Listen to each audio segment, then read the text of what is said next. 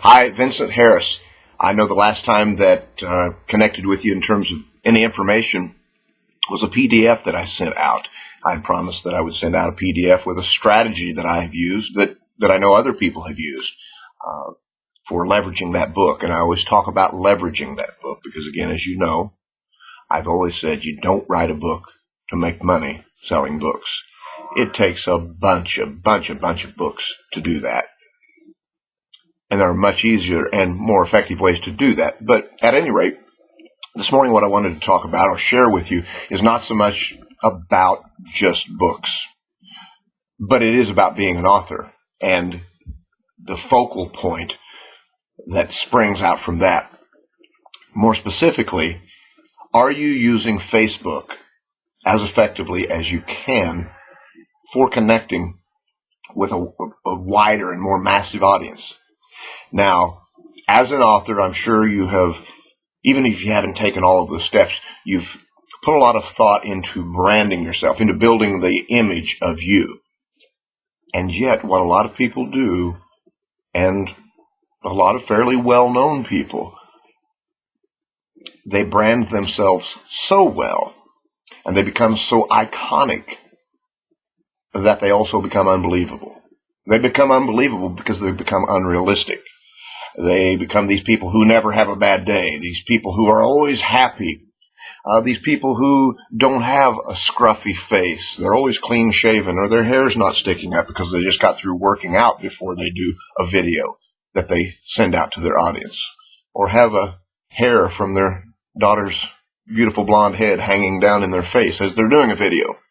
But my point is this: they become perfectionists in their brand. They become perfectionists in their image. And even if you're a self-proclaimed perfectionist, one thing I can assure you that you already know about yourself in that situation is that you're not perfect, and you never will be perfect. And so therefore, constantly striving to be perfect, or to at least create the perfect image, is not only tiresome, but it's very counterproductive, at the very least in terms of connecting with people. Facebook has been wonderful to me.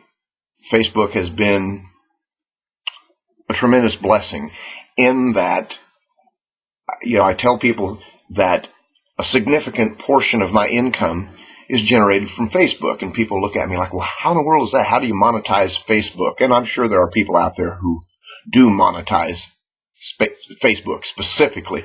But what I talk about when I say that, what I'm talking about is the fact that people I meet on Facebook, and we're talking back a few years now, have become people I've worked with on key projects, not just in publishing, but in some other diverse areas as well. Over and over again, not just based upon my own speculation, but based upon the feedback that the people I've built these relationships with that work with me now tell me that the thing that led them to want to work with me in the first place was my realism, my authenticity. Now, here is the fear, I suppose, not a fear of mine, because I know the law of numbers is at work, and so it's really irrelevant. But it is a fear that a lot of people can have, and that is when you're putting yourself out there, when you're really showing people who you are, when you're being authentic, when you're being real and showing all of the different aspects of who you are, not just that professionally shot photo of you where everything's right and it makes it look like your life is all together in this nice tight little box. Not just that you, but all of the aspects of you. One of the fears a lot of people have is that some people won't like them. Guess what? A lot of people already don't like you, and a lot of people that you meet aren't going to like you. And there's absolutely nothing you can do about that. At this point in my life, what I want to do is expedite that process of finding out much earlier in the relationship, both whether I like somebody and giving them the opportunity to know much quicker whether they like me. I don't want to drag somebody along for 6 months, a year, 2 years, 3 years, and then finally, because they find out about some aspect of my life that they didn't know about, that they don't approve of or they don't like, now all of a sudden they determine that they don't like me. I would rather people find that out within the first 30 days so that they can move on down the road, and so that I can move on down the road, and so that they can make room for somebody who does appreciate me, who does connect with me, and with whom I connect with as well. There are 7 billion people on this planet. There are more than enough people out there to replace those who do not like some aspect of your life, who don't approve of the way you think or what you do. But as Vicki Kunkel talks about in her brilliant book, she talks about the fact that you cannot effectively market yourself by trying to please everyone, or by trying to get everyone to kind of like you. And that the people who most effectively market themselves so aggressively that people are either going to hate them, or they are going to become the most staunch and avid fans and advocates of them possible. I have found that to be true. Somebody hates me,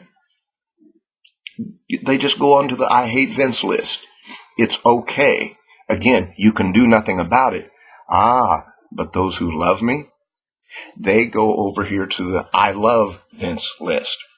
There aren't going to be too many neutral people. Yeah, he's okay. I don't know. I hate him. I love him. From a marketing perspective and from a friendship perspective as well.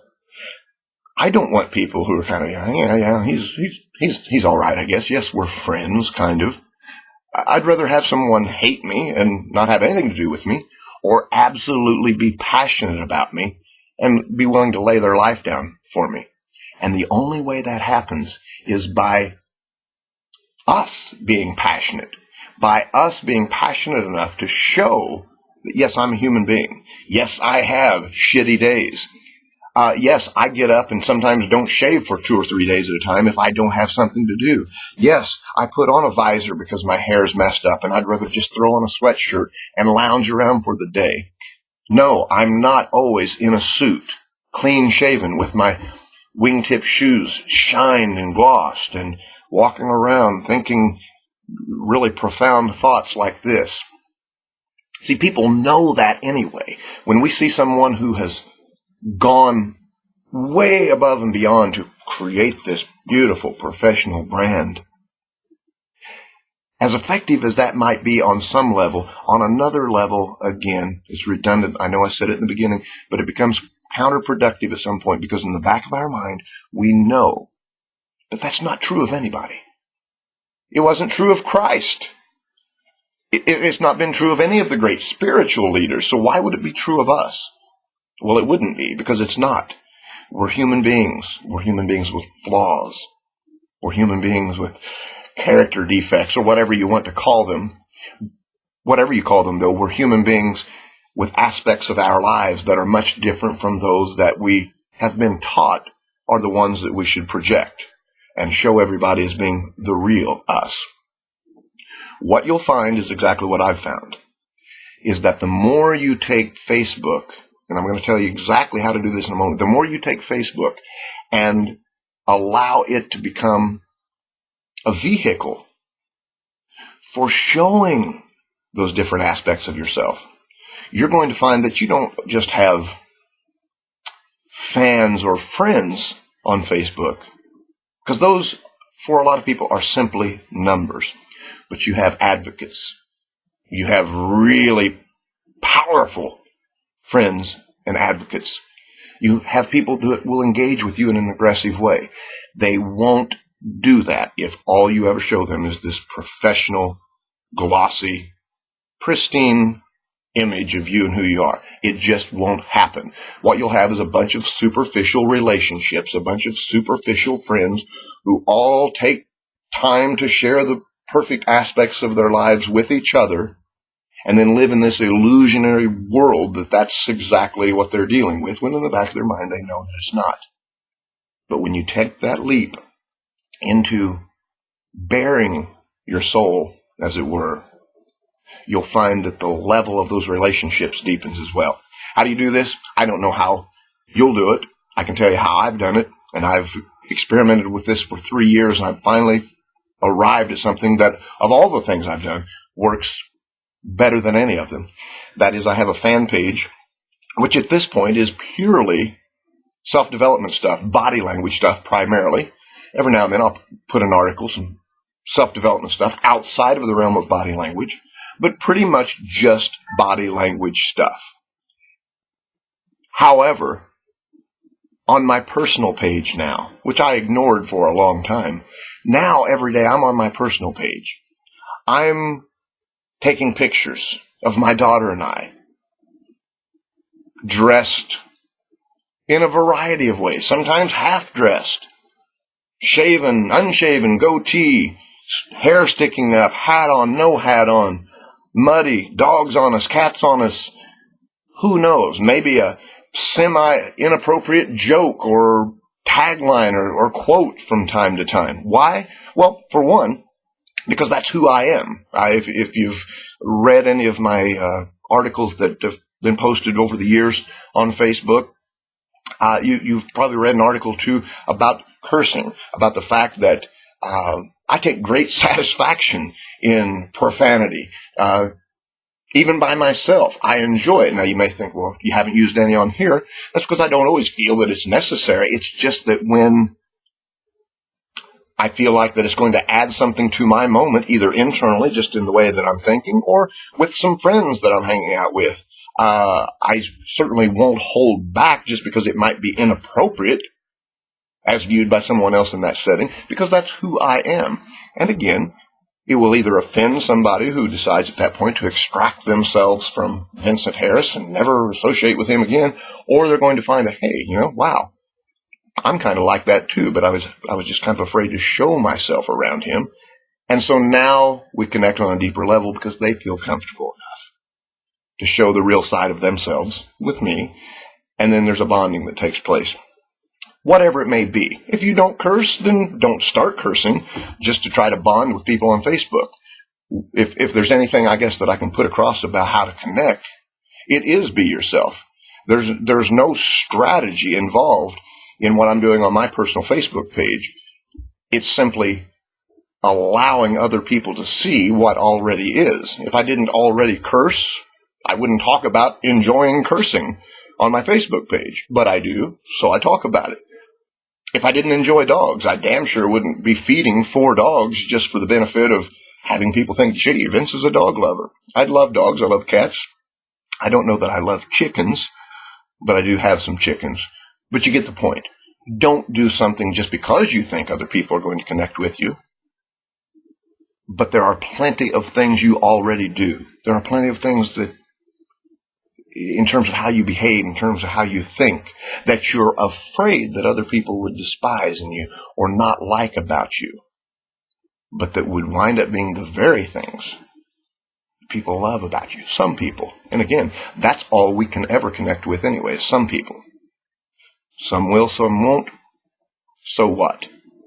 So, for what it's worth, how does this relate to the book? It relates to the book in that people buy books, but people also buy DVDs. People also hire other people to speak. People also, in my case, hire people to do deception detection, whether it be in a court case, whether it be, hey, I think my wife is lying about an affair. Could I send you this videotape? Could you analyze it? You get my point. Whatever it is you do, it's going to be a human being who pays you or hires you or compensates you in some way. And the human being that does that is going to be a human being who does so because they like you, first and foremost. No matter what your level of expertise or no matter what book you've written, if they don't like you and connect with you, those things really don't matter. If they like you and connect with you, then all of those things really heap it up to this big, wow, this guy did this. But first they've got to like you. Take those ideas, and I've presented this in a fairly general and ambiguous way, simply because the specificity of my situation is different from yours. But hopefully you can take this concept, take the parts of it that you might agree with, sculpt it to your own situation, and toss the parts of it that you don't agree with. Or toss the whole thing. But I wanted to put this out there for you because it's a strategy that, in terms of implementation of how I'm using Facebook, that's really been working well. Again, in terms of the content that's going on Facebook, no strategy involved. That's just me. You may see some things on there that you go, wow, he would put that on there, and realize that for every person that goes, why, oh, gosh, I wonder why he would put that on there, that there's somebody else going, hey, wow, I like this guy. He's real. He's authentic. And those are the ones that wind up picking up the phone and saying, hey, yeah, would you like to do this for X thousands of dollars or X hundreds of dollars or whatever the compensation may be? And they do it because they like you. So that's the video segment. Let me know if you like the video or the PDF. I know sometimes a PDF is a lot simpler because you can just hit click.